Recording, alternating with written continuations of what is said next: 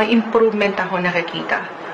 Again, pagdating sa emosyon, or higit kayong dadaan sa reflection, or magiging reflective kayo, or even nostalgic, yung pakiramdam. Alam ko may hugot, no? Pero ito yun cool your emotion, Aries. Ayan. Or maybe another message na aking nakukuha. Sana nakukuha nyo pa rin yung lakas ng ulan.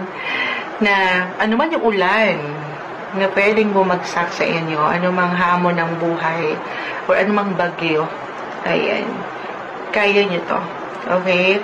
Aangat yung awareness kasi nga, kakalma kayo, hindi kayo magpapatalo sa ilang negatibo.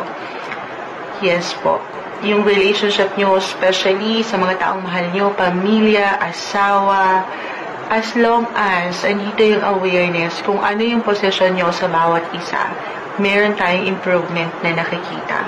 Okay? May paglalim ng inyong mga buhay, relasyon, pamilya, or kung kayo single, no matter what your relationship status, may improvement or even development. Mas may enjoy nyo.